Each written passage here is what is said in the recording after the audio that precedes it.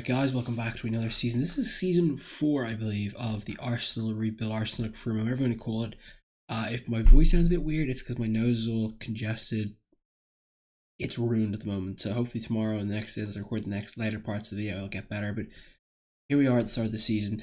Now, the big choice is what we're going to do with this team. Now, part of me wants to stick with this team, but a part of me realizes that, if we don't improve the team come next day of the season and say we don't win the Premier League or we don't win the Champions League, I'll be pissed off. So we have to improve this team, and I think I figured out exactly where to improve the team.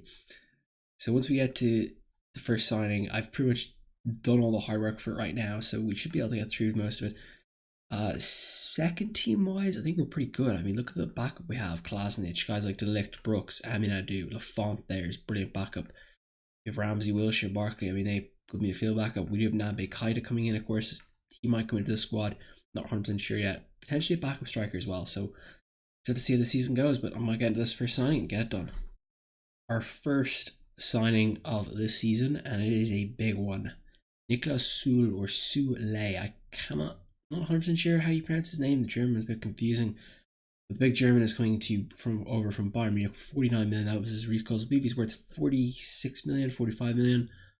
44.5, pardon me, but look at him, 6'5". Look at those stats attributes. I mean, this is the final piece, I feel, of the team. Our defense is pretty solid. I mean, Mustafi's a great player, but this kid's 87 overall, he's 85. I think it's the final touch of the team. It basically, he is the wall we need in this team. The door is shut now. There's no way teams are going to break this team down. The defense is incredible. I mean, it's absolutely a defense to die for. It has to do with this. This defense is what you call a Champions League winning defense, and hopefully they got the job done now. So this is how the team is going to line up for the season. I decided to stick with the 5-2-3. I was tempted to change it and stick Nabe Keita in there, but ultimately I felt like I'm going to stick with the formation that we started with. I don't want to change it just yet, and then we're going to go stick it out. So I decided to stick with the team, except for Süle. He's going to come into the starting side. Part of me wants to get a new striker, I really do, but I want to give Lacazette the chance to win the Champions League. I think he's good enough, I really do, but we'll have to go see. Second team now, I've added in Nabe Keita there to the midfield. I think he'll add things. Ozil, Sanchez, hopefully they stay at the 85 for the season. I would hate to see them go below that, but if we lose this season, we don't complete this challenge, I'll be pretty devastated because there's so much depth on that side. I mean, look at this team here, look at our bench. I mean, whose bench has Sanchez, Dembele, Ozil, Nabe Keita, Brooks, Klasnic, and Lafont? I mean, that team is as good as you're going to find in the country. We've built an absolute animal. They just have to perform now. They just have to win the Champions League and win the Premier League. That's all I want them to do this season. It's a team to do it. They have to win. Useless trophy here to start the season, pardon me. A Community Shield against Spurs. I mean, it's a rivalry game, but lost 3-2. Second team, out you go. Get some gameplay into you boys to see you get on. What was Tottenham? Instead of Kane and still Chris. They're pretty damn cool. They have Ericsson as well, so. Anyway, we lost 3-2 the first derby of the year. Not really a trophy I care about, so just put the second team out, get them some experience. First game of the Premier League season is against our rivals Chelsea as we start the season with them. Let's have a look if we get off to winning ways. It'd be lovely to get a nice scalp to start the season. Get Chelsea out, knock them out away, and get off there. They bought a Vallejo. Interesting buy. They bought Godin as well, who must be past it, but anyway. Anyone else they bought? Like a Bakio, Kante, Suso, Morata, Hazard. Pretty down line up as Lacazette opens the scoring, but Morata quickly braces it back, and then Pulisic for us right before halftime. Sticks winning. Now let's have a look at the substitutions now. We hold out here with 20 minutes to go. 15, 10, 5. Come on, hold out. Just hold out. That's it, boys. What a start to the season. 2-1 victory. Well, here we are at the end of transfer deadline day, and we have spent 49 million. We've also sold 37.6 out of the club. Now, the move we made was for Süle, I think his name is. I'm going to pronounce him like that for the rest of the season. Quality signing. We saw that Mustafi, and we loaned out Ryan Alderweireld, Rob Holding, Bola, and Chuba Akprom. So, some good business there, getting guys some game time in other places as well. I've been a little bit lenient on loan moves recently, and hopefully now I open up a bit more and get guys out that need to get experience. Biggest deals this market, Mbappe, 140 million. I was very tempted by Mbappe. I think he was in the last 12 months. That's a hell of a deal by Monaco to get 140 million of him. Big price tag for a very good player. Bernadeschi for nearly 80 million to Man United. And then Jose Jimenez, is that to Monaco? Yeah, it is to Monaco. And he picked them up, I can't speak, for 60 million. Good deals all around. Here is our Champions League group for the group stages. A hell of a group we've managed to throw though. Sporting CP, otherwise known as Sporting Lisbon, are in our group, along with Napoli and Ajax. Now, Ajax, we bought De Ligt from. Interestingly, we've still De Vrij from Napoli, so that's an interesting one. I wonder if Sporting CP still have Gelsey Martins. Is it, or is that the other guy? I can't remember. I always mix two guys' names up, but interesting to see. It's a tough group. Napoli's gonna be a hell of a contest, and it should be a really good game. Here we are, first group game against Napoli. This is a dangerous place to play against, and it very much the team that I want to avoid losing to. Let's see if we get on the game. 3-0. Wow, I don't know what I was worried about, but got the job done. Thankfully, 3-0 win. I'll take it. Game 2, Champions League against Ajax here away in Holland. Let's see if we get the result as we skip forward. 2-2 draw. Wow, 2 goals each. We scored the last one though, so not the best performance from our guys. Home to Sporting Lisbon here in the Champions League, game number 3. Christensen's a 20 ACL, so he's going to be missing for 4 months. I mean, it's a horrific injury to pick up, and it's really going to cost us big time. Hopefully we pick up the win here. 3-1. Thank you very much. 3 points. Here is the Premier League table after the first 10 games, roughly for every team except Chelsea, Fulham, Watford, Everton. For some reason, they haven't played 10. Chelsea on top with 22 in a game in hand, which is a bit of a surprise coming into the season, but they seem to have played very well. We sit down in the 6th place. Now, I've made 2 mistakes. I cost us a draw and I cost us a loss playing the wrong team. That was my bad. I put the wrong team twice, but we're at 17 points. It's not the worst case scenario. I mean, look at it. A few wins, we could be up the 1st place, but right now, I mean, the team is just, it's not performing as well as I'd like it to be. You know, my focus is the Champions League, but I do expect them to do better than this. They've been pretty poor. We had a 1-0 loss to Bournemouth and like a 3-2 loss to Fulham. I mean, Fulham. Where even are Fulham? 14th. I mean, bloody hell. We lost to Bournemouth, who are in 10th. We have to fix these problems quickly. Hopefully fix it before Christmas and get ourselves on top at Christmas.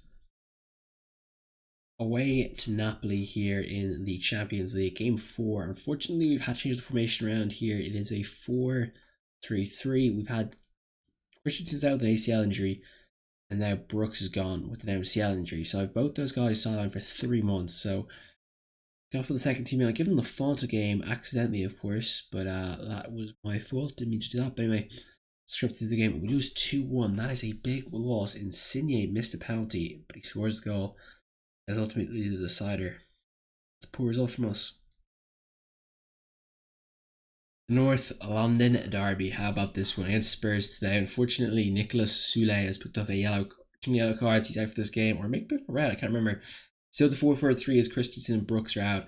Now we have 2 quick goals to make it 1-1. Lacazette for us and Kane for Tottenham. Interesting, Kane's still in that team. and not expect him to still be there. They have Aguero. Interesting. Garcia as well. Interesting. Harrison, I believe that's the New York player. Anyway, 50 minutes gone here and still 1-1. 30 minutes to go. Can we hold out? Can we hold out? Kaita scores this one, puts in the lead. Now 15 to go. 10 minutes to go. Hold out, boys. Hold out.